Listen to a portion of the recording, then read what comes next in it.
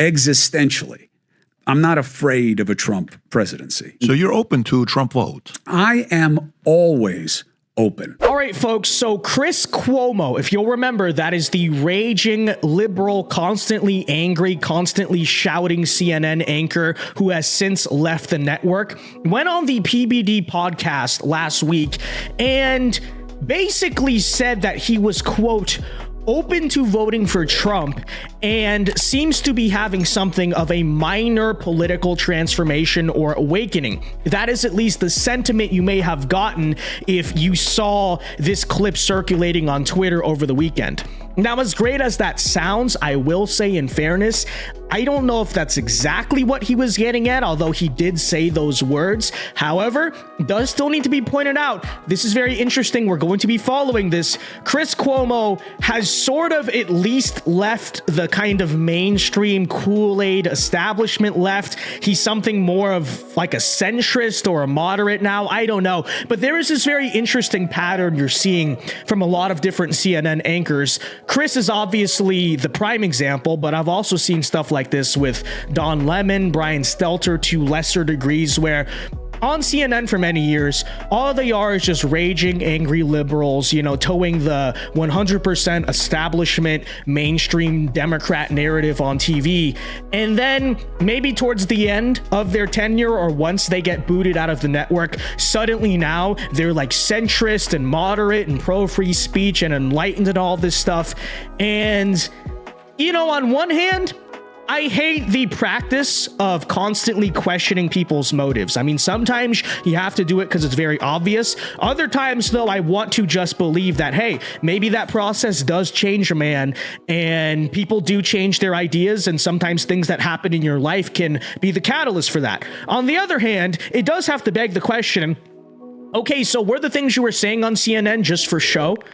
Like, were you just saying them because you know that's what the network wanted or the ratings or whatever? Were you sincere any of the time you were on the air? I don't know. But with that said, we'll discuss that more as we watch this clip here. Pretty long. 8 minutes here we got to react to, so everyone strap in.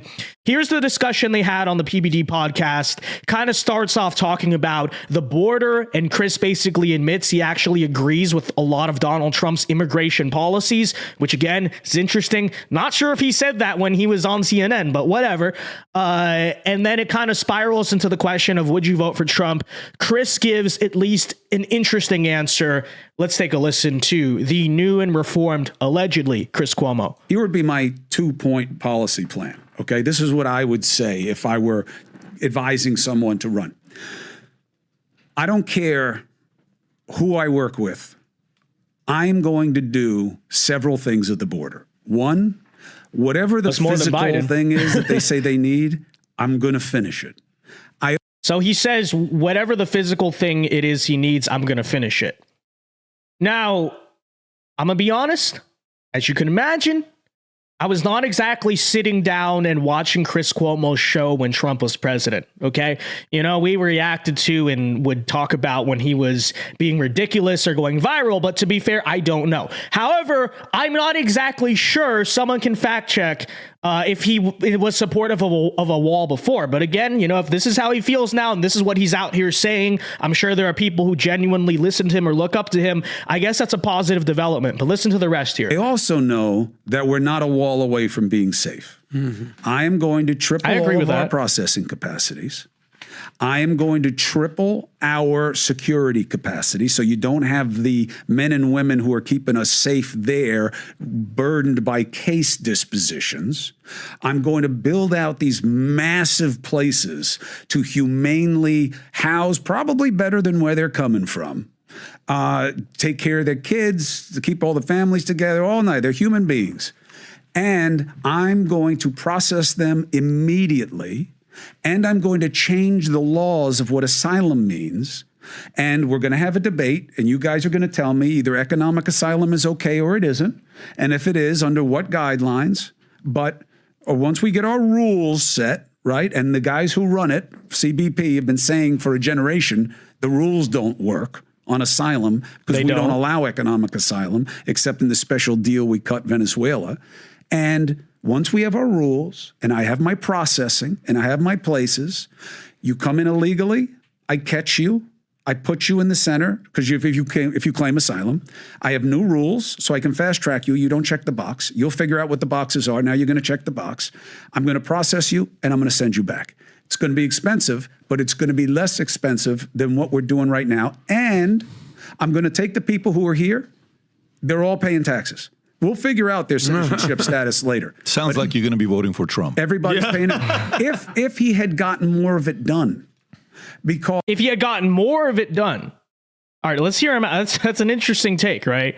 Because again, I'm not here to say I watched his whole show, but his network during the presidency, even though he wasn't doing enough, Chris is right about that, he is doing too much. So again, maybe it's transformation. I don't know. It's interesting. Because to him, the wall was a metaphor. That's all he needed. You know, they made that up on the campaign bus. We were never a wall away from safety. The numbers were down. Why? Because Michellean, Google that name, Mcaleenan. When he ran Homeland Security, CBP before it, he wound up leaving because he couldn't take what was happening with Trump. But this guy's, back to our earlier conversation about the institutions in the deep state. This is a guy who'd been there forever, was doing the job for the right reasons. He cut these deals with the home countries and with Mexico. That was the key. We cannot have everybody be processed at our border. Yeah, you should remain set in up Mexico. Infrastructure and pay in the home countries to have processing done then, unless it's extreme. So if you do that as your domestic issue, that's my only domestic Question issue. for you. Can Foreign? Trump, Okay, but one thing I will say, that was called Remain in Mexico. Sure, that guy he listed was the person who implemented it, but that was still a Trump administration policy. So he tries to totally, if you don't know, Remain in Mexico is the idea that if you're going to come to America trying to seek asylum, you don't just come across the border. You have to go to the first safest country. Go to the embassy, try to apply for asylum there. And that was a big thing under Trump, was he instituted a Remain in Mexico policy that says, okay, if you're coming up through the, South America, Latin America, you have to go to the U.S. Embassy in Mexico. You're not just going to run across our border and overload us here. You're going to remain in Mexico, wait for your asylum claim to be processed there, and then we'll decide whether or not, you're let in or not. So that is still a Trump policy. I think Cuomo's being a little disingenuous, giving Trump absolutely no credit there. But overall, I have to say I'm a little shocked by that, considering it's Chris Cuomo. That's a mostly reasonable take on the border, right? I don't know if I agree with 100%, but most of it is probably true.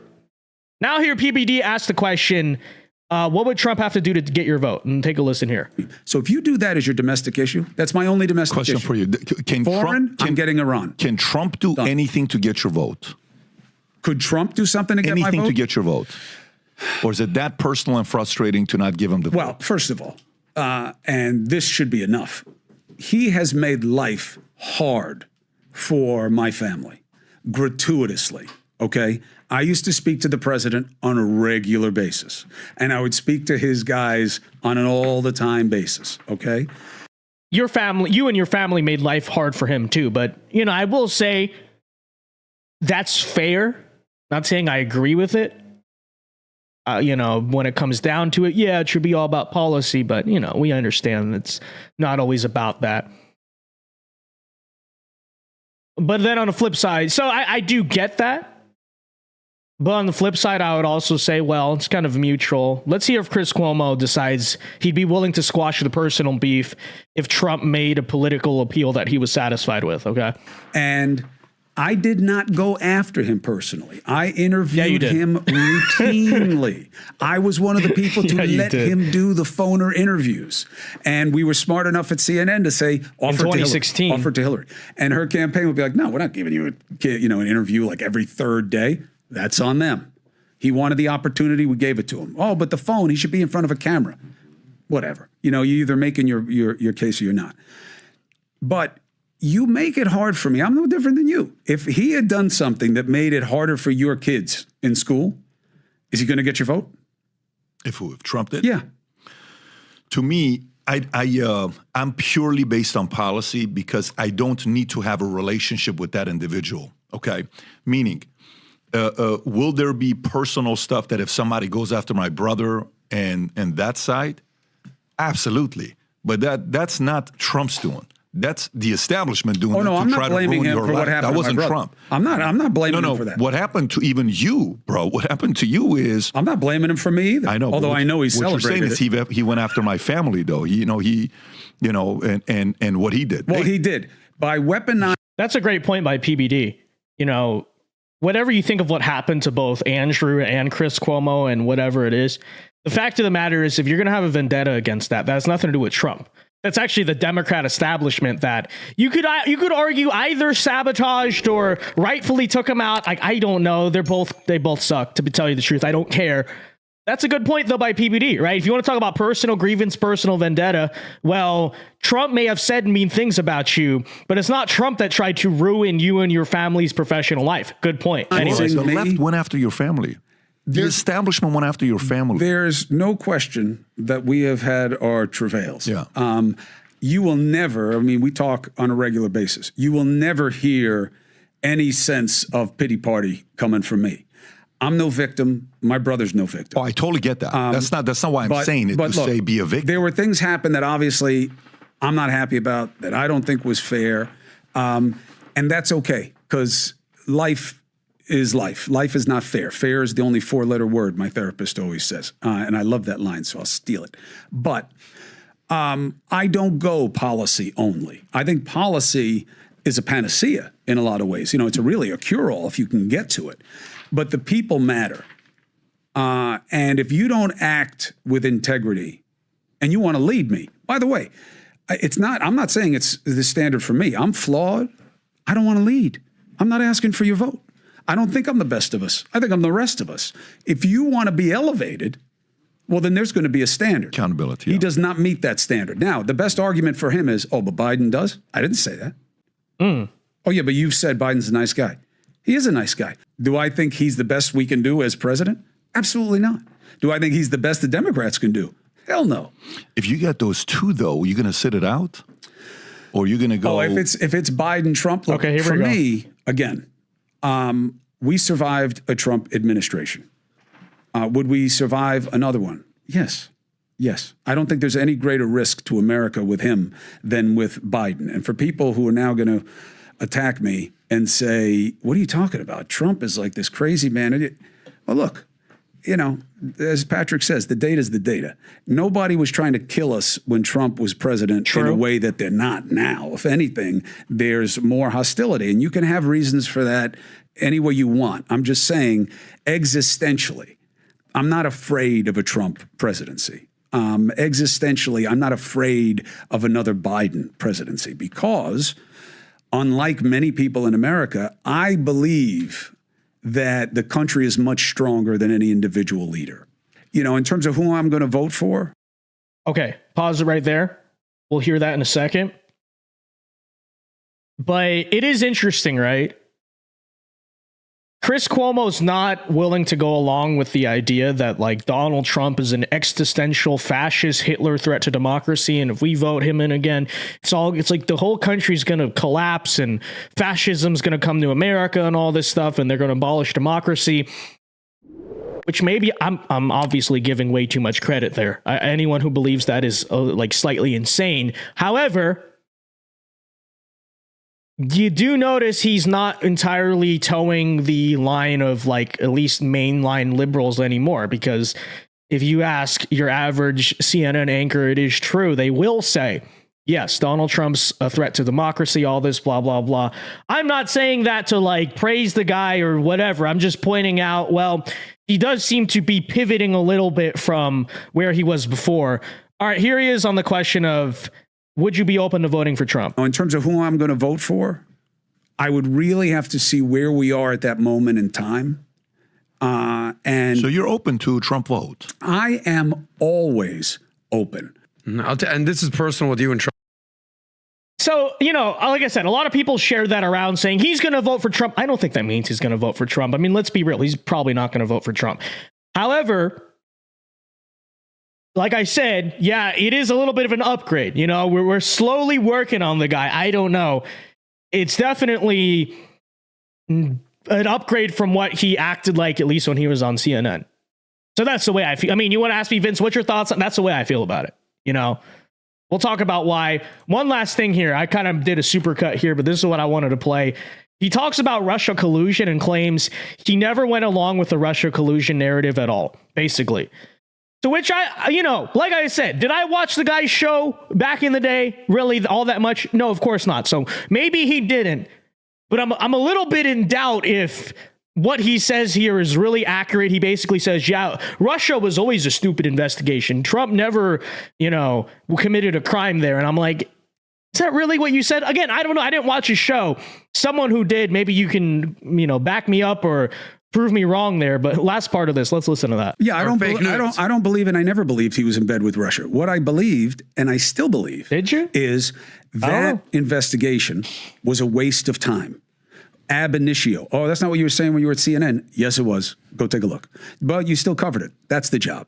You got a president who's under investigation by a special prosecutor. You're not going to ignore it unless you're Fox. And even they had to do some of it. What I said from the beginning, and what has always been true, is his campaign did stupid things that they shouldn't have done, that guys who are in that business know not to do when it comes to who they talk to, who wants to help them, and what kind of meetings they take. That is considered collusion as a behavior, not a crime. Collusion is not a crime. Conspiracy is. They were nowhere near conspiracy. Just wanted to throw in that last bit because like I said, is that true? I don't know. Is he trying to walk back things he said? Again, I'm genuinely saying I don't know. I didn't sit down and react to his show every day when I was in high school, so no idea.